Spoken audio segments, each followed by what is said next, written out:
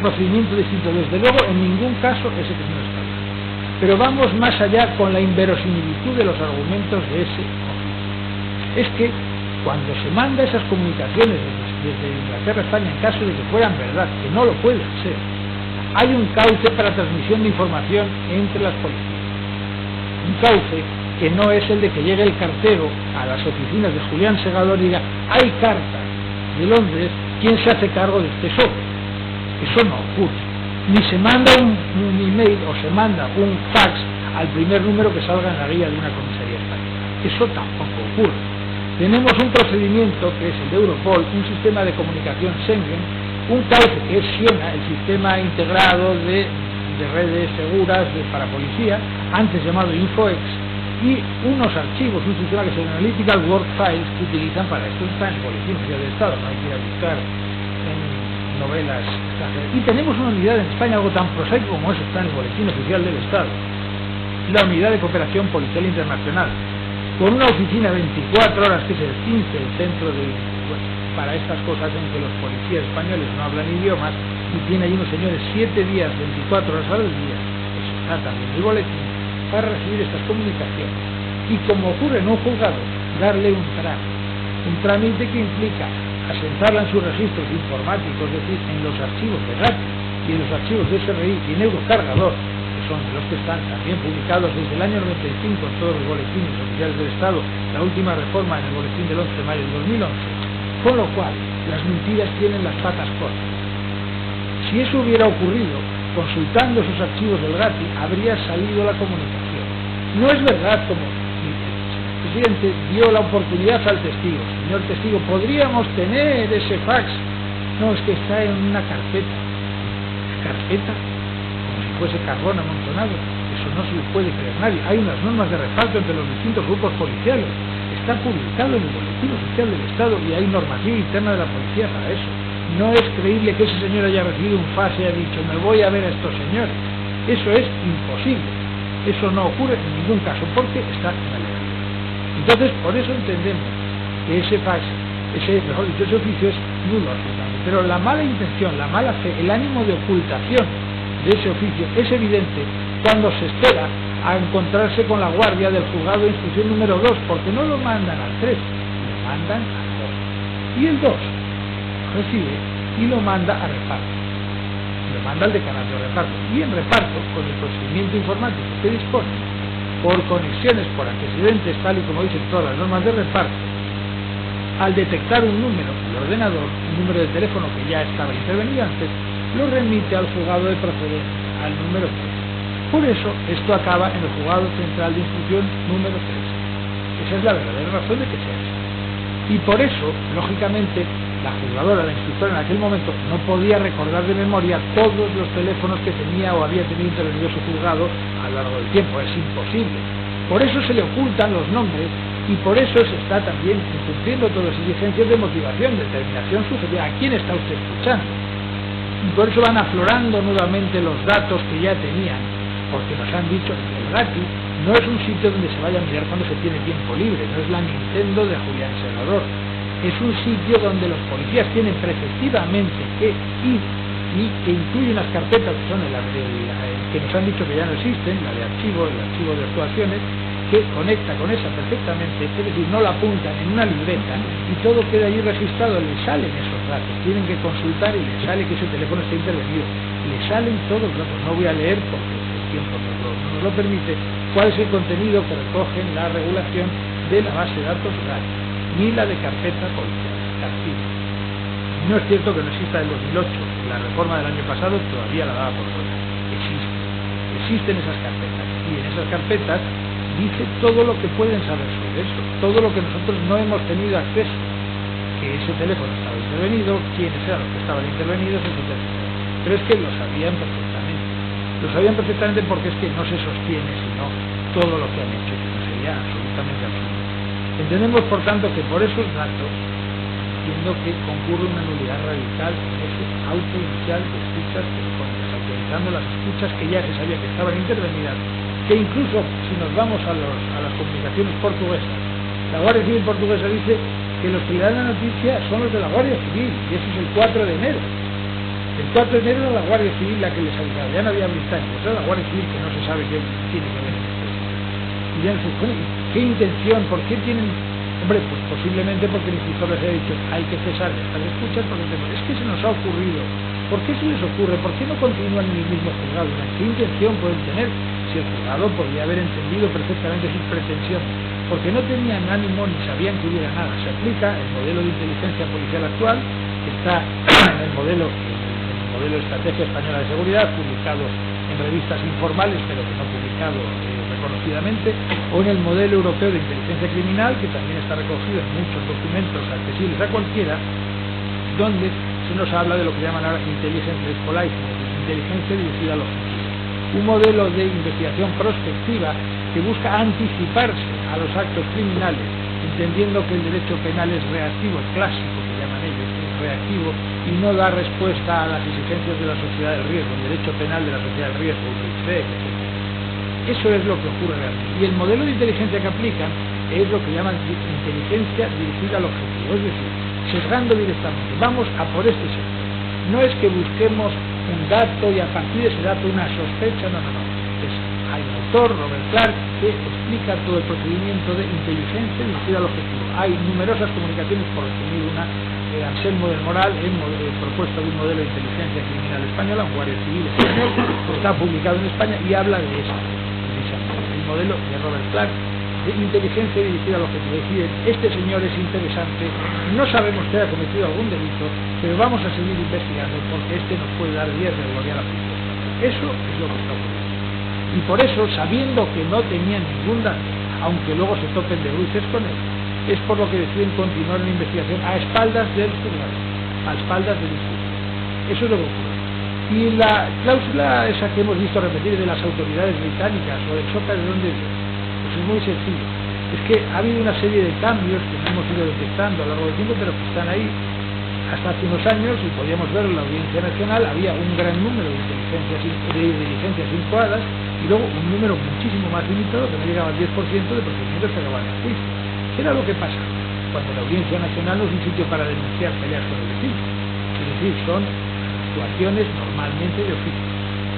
Lo que pasaba es que a partir del escándalo de escuchas del CSIC y hasta que salió la ley del CNI, la Audiencia Nacional daba cobertura a todas las operaciones de lo que llaman inteligencia, lo que llamamos los demás espionaje, mediante procedimientos penales. Si alguien reclamaba, como pasó en el caso de las operaciones del 11 de septiembre, operación David, mire, estaba un juzgado autorizando. Con eso también sirvió para introducir la inteligencia extranjera en esas vías. La inteligencia criminal, voy a distinguir entre la inteligencia militar y la criminal.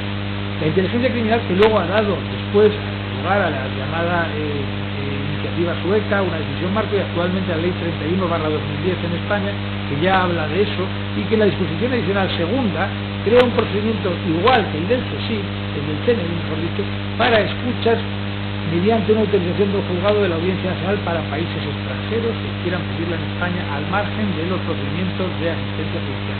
Es decir, para espiar, no para que un juzgado pueda entenderse. Está en la ley.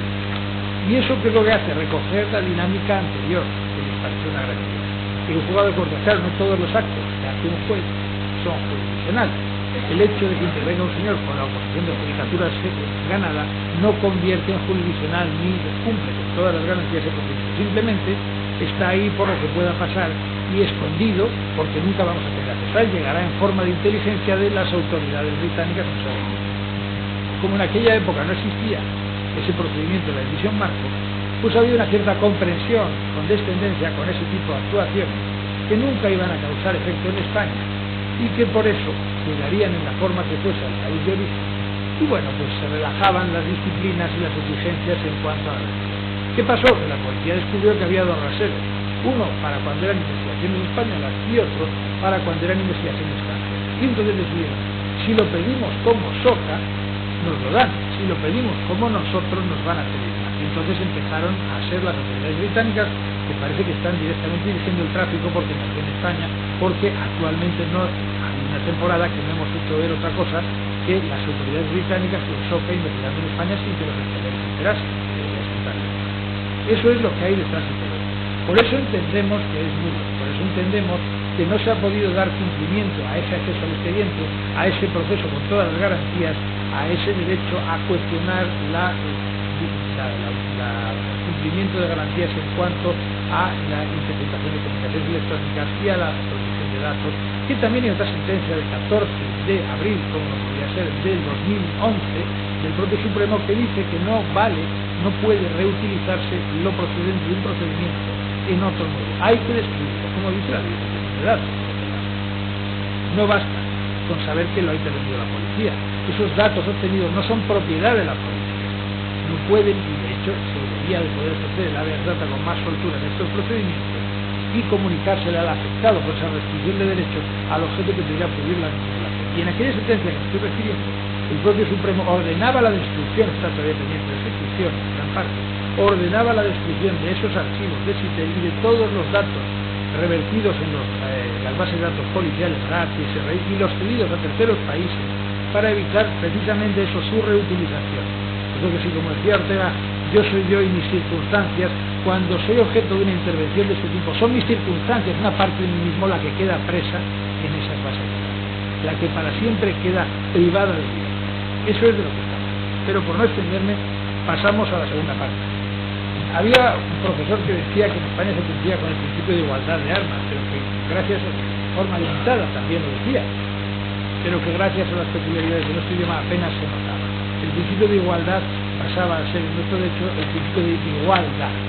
Igualdad porque da igual cómo se hagan las cosas.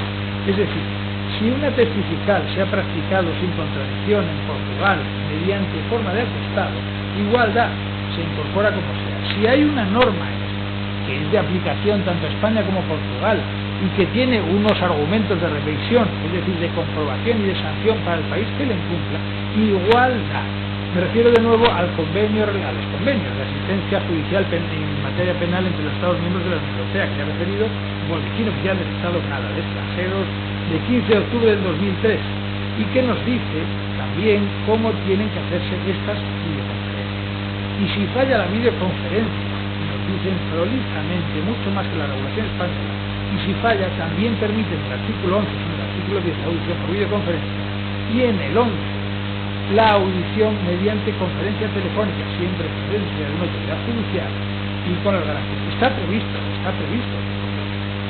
Hay que poner cada susto, está previsto en el convenio y por tanto podría haberse utilizado. Y para el caso de que se niegue, ha habido 8 años para ejercer este derecho de la acusación, 8 años, por sus días y sus noches.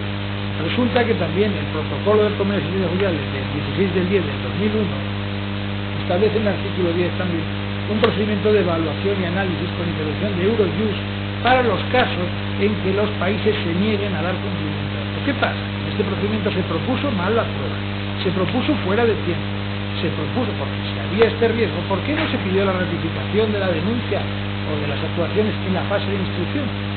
¿Por qué se esperó al día de hoy? Porque esa inacción, ese aquietamiento ha de producir encima una ventaja en aquel que lo provoca. Ese es el problema. Y después de 8 años, a última hora, el último día, se nos dice que se dé lectura a eso. ¿Por qué no se pidió una instrucción? Había quedado como prueba preconstituida si hubieran negado. ¿Por qué no se presentó en su momento?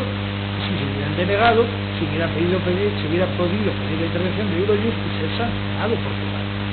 O ser forzado, o ser establecidos los procedimientos de, acuerdo que prevé esa ley.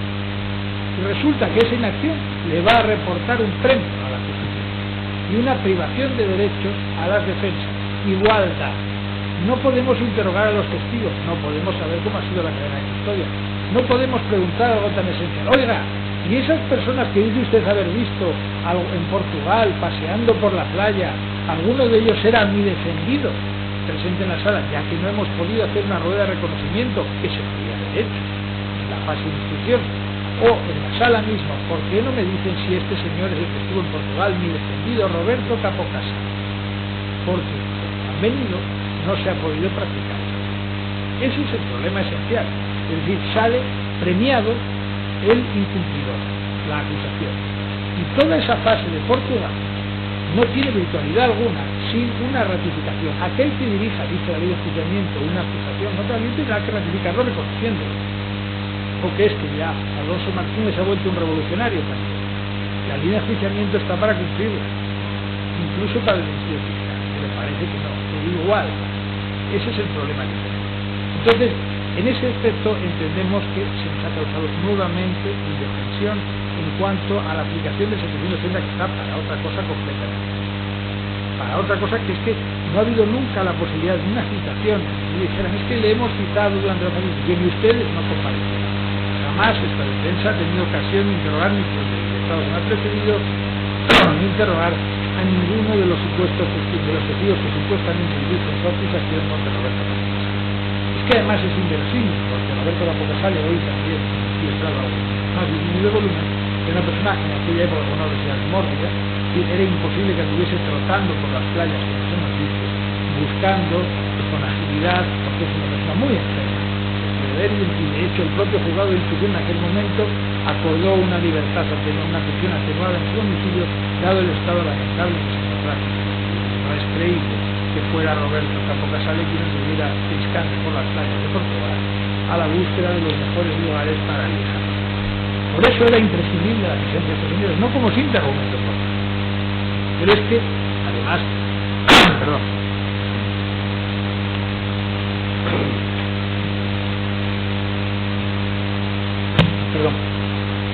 en el caso de Roberto Capocasale no hemos visto una concreción. En el propio escrito de acusación del Ministerio Fiscal son una serie de vaguedades que no se concretan en ningún momento, por eso se acusa de delito continuado, creo recordar también, pero no sabemos en qué forma participa en el primer hecho. Y en cuanto al segundo hecho, ya entrando en los hechos, en cuanto al segundo hecho de la falsificación, en la falsificación de documento público sí se acusa del delito continuado de falsificación. ¿Y qué ocurre? Algo muy sencillo, es que lo que dicen que ha falsificado es un documento con su propio nombre. Es decir, si él es italiano, se llama Roberto Capocasale, y en una carta italiana sale su foto y sale su nombre, y además el papel es italiano, ¿qué es lo que está falsificado en ese documento? Solo hay una carta que puede ser falsificada, que es la de Fulco. La de Fulco es la única que puede tener tal cosa. En ese caso sí se podría haber defendido, por lo cual no hablamos de delito continuado. Problema diferente. Pero el problema en cuanto al resto de la actuación de defendido es que no ha habido ningún policía que en ningún momento haya dicho, y de hecho yo pensé, por eso cuando se dijo que estuviera presente la semana pasada, en la última semana, el miércoles, pensé que iba a ser ese el día que viniera el testigo que dijera, este señor es el que yo vi en la playa, llevando la turbina, subiendo el avión, las tres cosas que dicen que hizo. Dicen que ven su coche, pero no iba a ver. Dicen que una casa, pero no era de él. Dicen, pero no concreto. Lo de la turbina, nadie la ha visto en turbina. No es creíble un señor subiéndose un vuelo transoceánico con una turbina debajo del brazo. Eso no es creíble. Y de hecho, por ese mismo procedimiento, en aquella época ya estaba vigente el sistema PNR, establecido por los americanos para vuelos transoceánicos de control de los datos de viajeros, es decir, donde todos los datos, incluyendo el equipaje, van registrados y se transmiten a las autoridades policiales de destino. El Ministerio Fiscal podría haber probado la carga refiriendo esa base de datos PNR a la compañía aérea correspondiente o al propio Venezuela, y de esa forma habríamos acreditado que llevaba una turbina, un GPS o un instrumento electrónico, cuando nada de eso ocurre. Y ante esa ausencia absoluta de pruebas todavía se permite. Pero además las escuchas telefónicas podrían haberse tratado de alterar de alguna manera referentes a Roberto Capocasale, o bien haciendo una pericial de voz o proponiéndole a ver si tenía una pericial, y nunca se propuso, porque no hay ninguna voz que se pueda distinguir, porque había tres Robertos en el procedimiento, porque le han llamado de todas las maneras posibles, no había ningún nombre que no pudiese aplicarse, pero del mismo nombre siempre había dos o tres personas más. ¿Y cuándo si es un Roberto y cuándo es otro? No se sabe.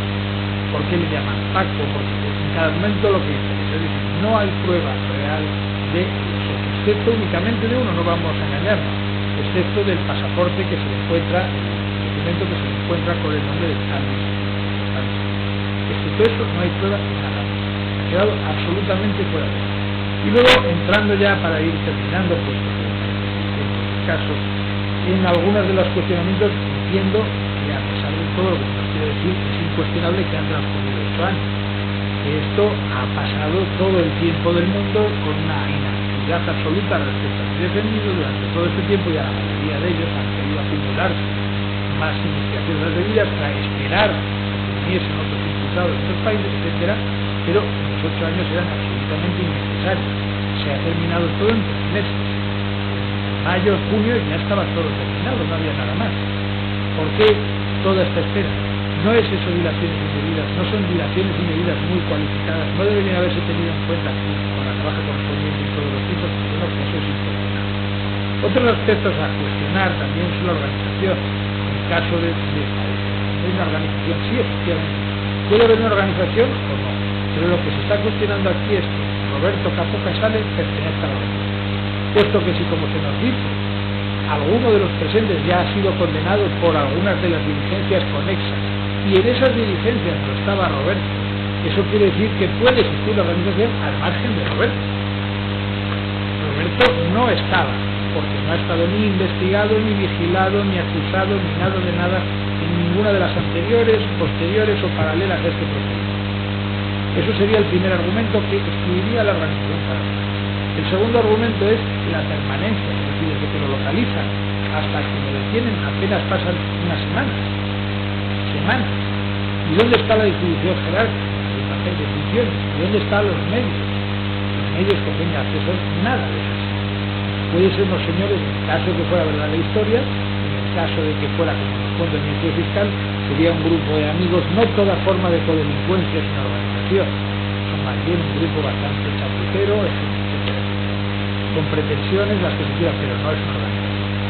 Otros aspectos también que creo que deben excluirse son especialmente en cuanto a un aspecto esencial en la organización, la jerarquía. ¿Cuántos jefes tiene la organización? Porque el Ministerio Fiscal ha puesto casi más generales y soldados. Porque en estos momentos parece que Leonardo es jefe, pero en algún momento ha apuntado también que eran jefes y dirigentes, Roberto, Raúl Hogan, etcétera, todos eran prácticamente jefes. En algún momento la policía y el Ministerio Fiscal han hablado de jefes para que, como hoy solo está aquí Leonardo, todos los jefes de Leonardo, pero en algún momento ha atribuido funciones directivas a todos dirigían a eso excluye la jerarquía por sí. Por otro lado, decía que también creo que debemos cuestionarnos la aplicación de las circunstancias de extraordinaria gravedad, porque el Ministerio Fiscal, en primer lugar por la aplicación del principio de accesatorio, porque el Ministerio Fiscal no concreta dónde radica la extraordinaria gravedad en el relato de él. ¿Dónde ve el Ministerio Fiscal? ¿Se refiere a la cantidad? Entiendo que no, porque no se supera 1000 veces la cantidad ocupada, la importancia, por lo cual por ese aspecto no puede ser. Podría ser el aspecto del buque, cuestionable también. Nos dice el Supremo, el acuerdo del Pleno Jurisdiccional del 25 de noviembre de 2008 cuestiona estos aspectos y dice no toda embarcación, no cualquier embarcación, tiene una embarcación de cierto empaque, de cierta entidad, habla incluso de puentes. La policía nos dice que tuvieron que sacar las drogas de allí porque podía el buque hundirse, es decir, era una locura y de hecho la persona que la pilotaba no estaba precisamente tal posible. Es decir, el hecho de que con una Zodiac se cruzase el Atlántico no implica que eso sea una embarcación, sería prácticamente imposible. No tiene ese empaque, no tiene esa estructura, esa solidez, hasta el punto que la propia policía, ¿quién mejor si no?, nos dice tenemos que retirar la droga porque aquello podía hundirse en cualquier momento, si no porque la sacamos de allí. Eso es lo que nos ha dicho. Otros elementos podría ser el comercio internacional, que creo que no será ese, o las redes internacionales, tampoco nos ha hablado de ellos, o que concurra al expreso más circunstancial del 369 de primero, tampoco se nos ha dicho. Es decir, tanto por principio acusatorio, no concretar, como porque no se reveló ninguno de los elementos, también había que escribir este elemento de la extraordinaria gravedad. Y terminar diciendo que lo fundamental realmente es que Roberto ha estado 4 años diciendo, 4 años privado de libertad y otros casi 8, hasta apenas un mes para que la restricción de sus derechos mediante la investigación, menos de un mes ya, porque a finales de diciembre, Roberto ha sufrido bastante, como para ser condenado a 68 años de edad, a ninguna medida de prisión.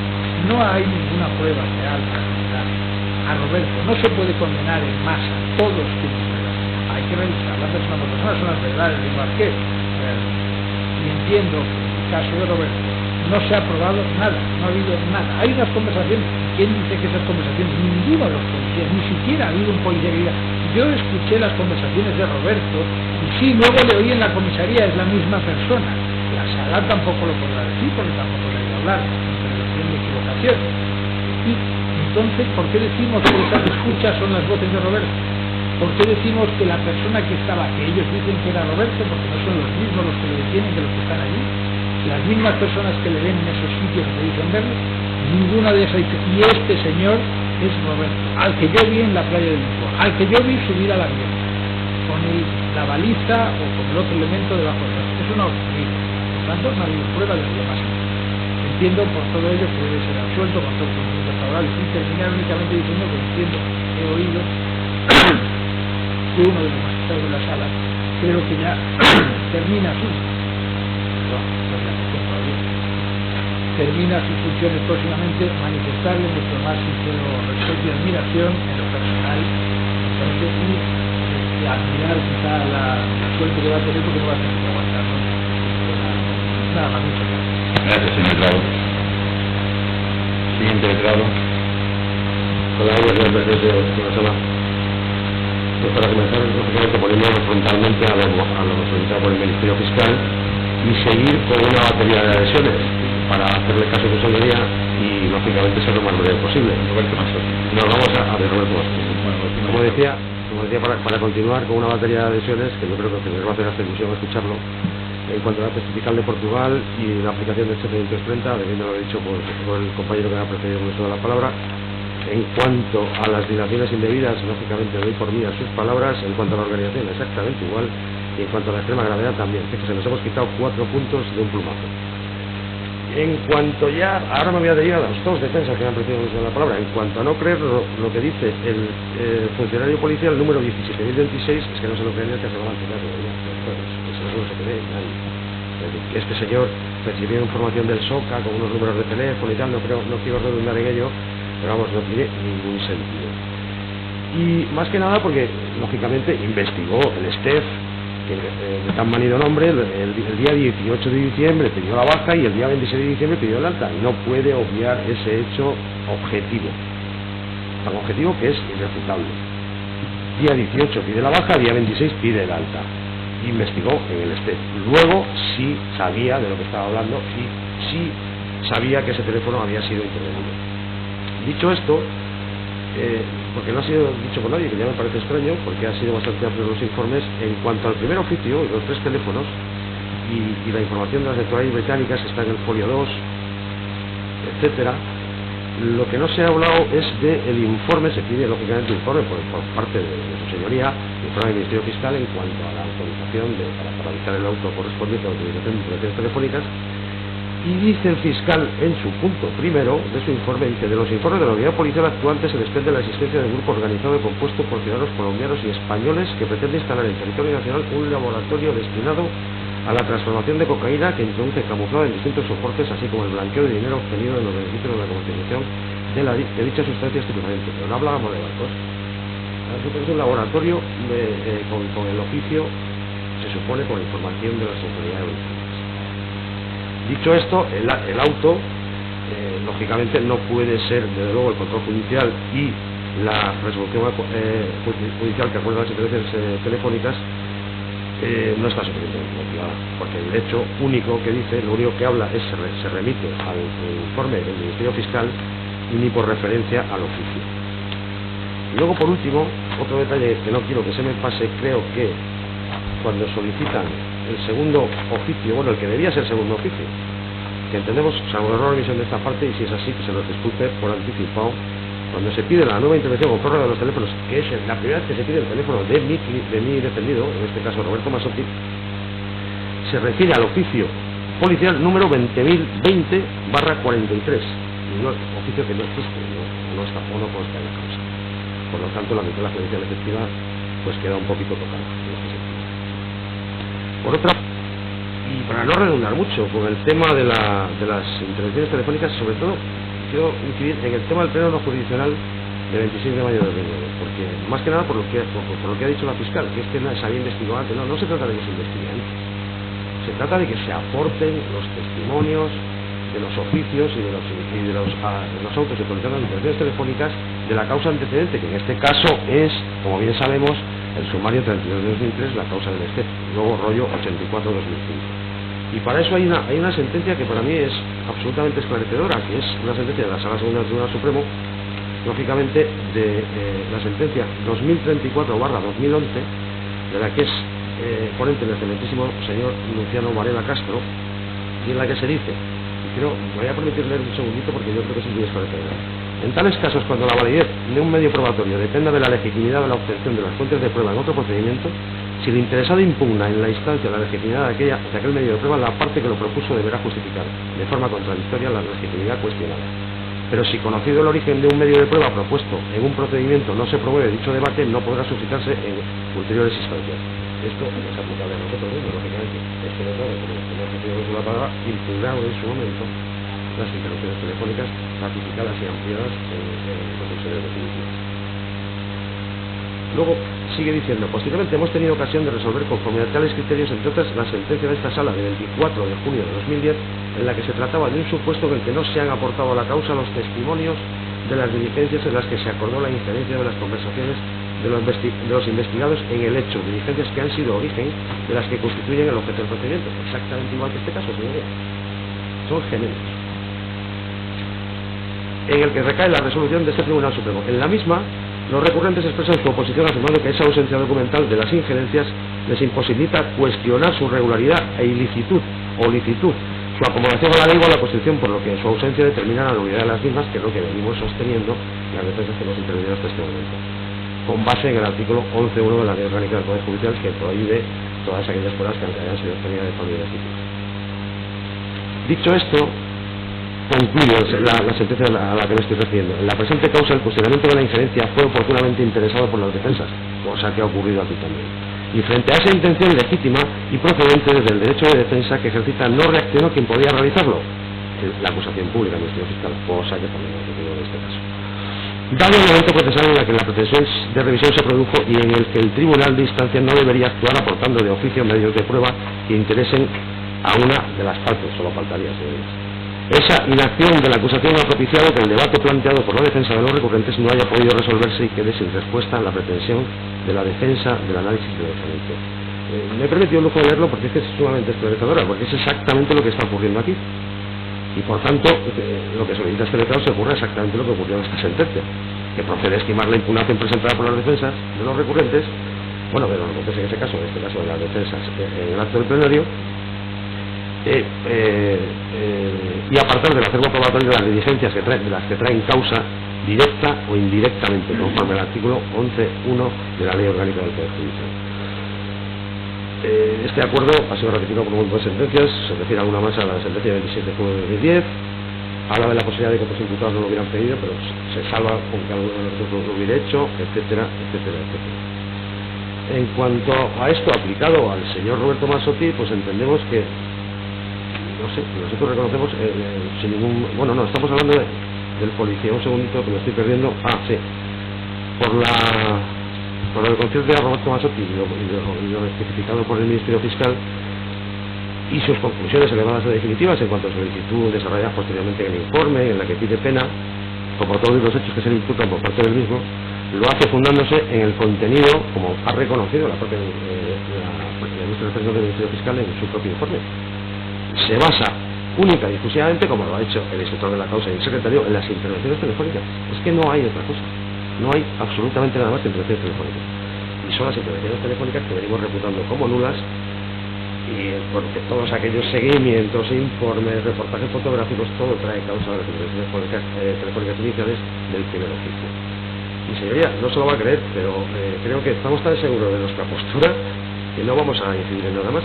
En cuanto a la prueba que ha intentado instar el Ministerio Fiscal, las escuchas, que sí, que no, que quede un chaparrón, no vamos a decir nada en absoluto porque entendemos que tenemos razón y por una vez vamos a ser breves y por lo tanto, en aplicación de lo que todo acabo de exponer, vamos a pedir una sentencia absoluta. Gracias, señor Prado. Vamos a interrumpir 10 minutos escasos porque ya todo el mundo empieza a levantarse y ya las necesidades evidentes. En 10 minutos seguimos. Pueden ustedes abandonar la sala.